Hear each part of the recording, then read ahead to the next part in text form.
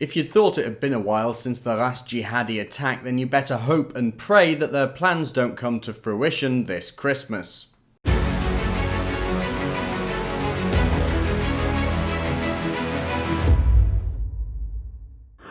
Terror chiefs in the UK are warning that a chemical attack by jihadis is simply more likely than not. Now, these jihadis in the UK are running out of tactics. There's plots being foiled all the time, basically one every month, and the traditional forms of terrorism just aren't working anymore. They're not really possible anymore. It's much harder to commit these attacks on planes and things like that. So they're getting more creative, and the latest trend that we're being made aware of is pretty horrifying.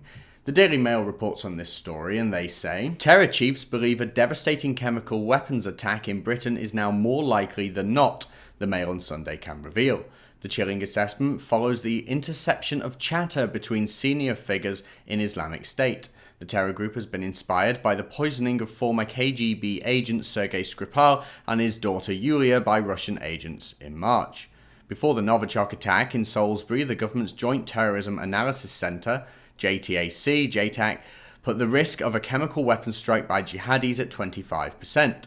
Security sources say that has now surged to more than 50%. There are particular fears over the potential for a chlorine bomb to be detonated on the London Underground. The threat is considered so severe that terror chiefs secretly met with emergency services bosses a fortnight ago to wargame their response to such an atrocity. Imagine that, in civilised, modern 21st century Britain, our security services are wondering whether a chlorine bomb is going to go off on the London Underground, in an underground station where there'd be nowhere for children, elderly people, vulnerable people to get away. Some people might be able to clamber up the escalators, but a lot of people are just going to be left there, and hundreds would die. And we're told that the terrorists haven't won?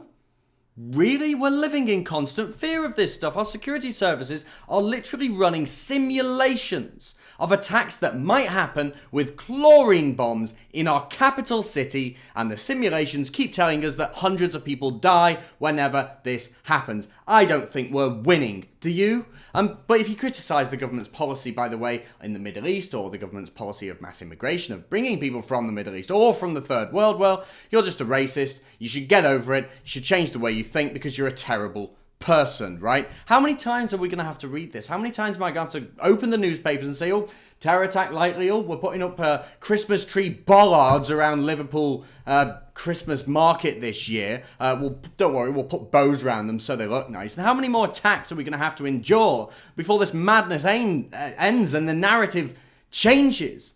When's it going to change? And I feel like I'm going mad, because why is it the politicians can't see it? Why is it that I see this, but nobody else seems to see it? Am I mad?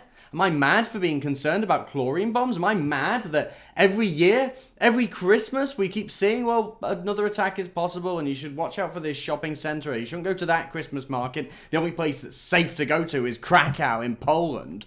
It seems that people are just happy for these things to happen in the name of diversity and inclusion. That's what the politicians seem to care more about. You know, at the end of the day, the politicians are going to be safely tucked away in their gated communities and in their protected vehicles. They don't have to experience any of this. So I'm left wondering that when the politicians hear that a chlorine attack is possible, that it might happen on the London Underground, do they care about the people of London, the British people, or do they just care about the fact that they probably won't have to take the tube to work that day?